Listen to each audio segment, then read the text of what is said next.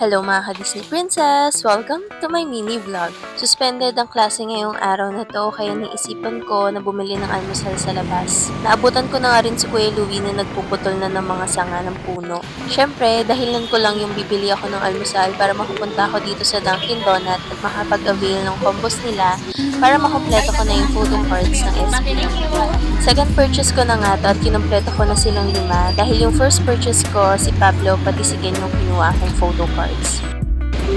At dahil 3 yung combos na binili ko, ibibigay ko yung isa kay Kuya Louie para makapag-almusal siya. Bumili na nga rin ako ng magiging tanghalian namin mamaya, total nasa labas na rin naman ako. Nakakita nga ako ng tokwa tsaka kangkong kaya yun na lang yung lulutuin kong ulam.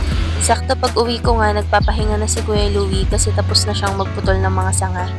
Inabot ko na rin yung nabili kong almusal para sa kanya. Nahirapan nga ako pumasok kasi nagmukhang gubat tong labas ng bahay.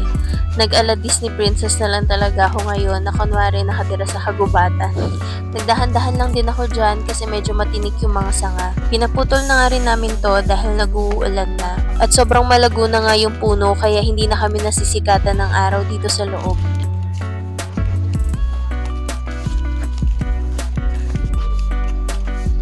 Pagka-uwi ko nga, nag-prepare na agad ako ng aalmusalin ko. At dahil nagda-diet na nga tayo, mag-aalmusal lang ako ng brewed coffee tsaka silang 5. Kasama pala silang 5. Habang nagkakape, tinitignan ko lang yung mga itsura nila dito sa photo cards, pati yung mga letter na nakasulat sa likod. Nag-isang munchkins na nga lang din ako para hindi naman ako sobrang mag-crave sa matamis. Pinanasan ko nga lang din muna sila bago ko sila itago. Pagtapos ko mag-almusal, nagluto na rin ako ng uulamin sa tanghalian. Nakalimutan ko ang ipatry yung tokwa kaya nagtalsikan silang lahat at salong-salo ng cellphone ko. Mas prefer ko nga na i-cubes muna yung mga tokwa bago iprito para naman crispy lahat ng sides niya. Pagtapos magprito, nagbawas lang din ako ng mantika at nag-isa na ako ng bawang sibuyas. I-stir fry ko nga lang tong kangkong with oyster tapos ilalagay ko na yung naprito kong tokwa.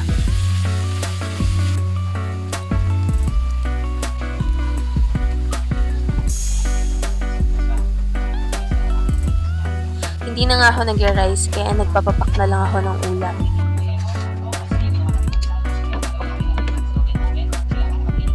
Noong natapos nga ako magluto, nagsalang na rin ako ng mga labahin. Sinilip ko na nga rin yung labasan at tapos na magwalis si Kuya Louie. Maaliwalas na rin yung labas at nasisikatan na kami ng liwanag. Madalas kasi kahit wala ng ulan, basa pa rin yung mga sahig. Nung kinagabihan naman, maaga ako nag-prepare na magiging dinner namin kasi medyo matrabaho yung lulutuin ko. Naisipan ko nga mag-burger steak, tsaka gagawa ako ng gravy, tapos papartneran ko ng mashed potato.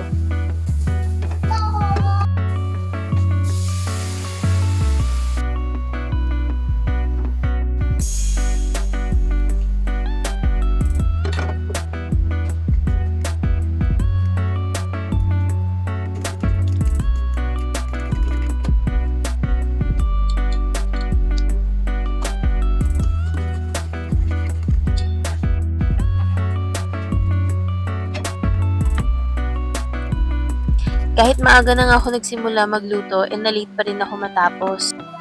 Sa mga oras nga na yan, nagmamadali na ako magluto. Kaya nung natapos ako, kumain na rin kami kaagad at hindi ko na nagawang mag-picture. Nung kinagabihan nga, dinaanan ako ng pamilyang alanganing mayaman at alanganing mahirap. At dahil alam nga nilang nagko-kolekta ako ng photo cards, at sakto, nag-crave daw sila sa Dunkin Donut, kaya dinaanan nila sa akin yung mga photo cards na nakuha nila. Hindi ko nga in-expect na may pa-Dunkin Donut din ako. Asan na yung photo card ko? Hindi niya pinasin yung donut yung sa... Ah, may donut ba ako?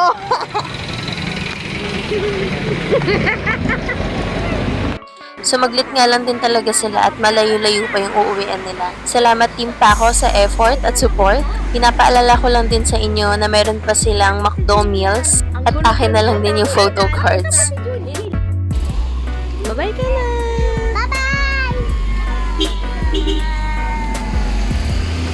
Sobrang saya ko nga dahil 7 na yung photo cards ko at 3 na lang yung kailangan kong bilhin para makumpleto. Hindi ko nga alam kung sila ba yung nagpapatibok ng puso ko yung kape ng Dunkin Donut. So yun lamang muna for today's video. Thanks for watching. Bye!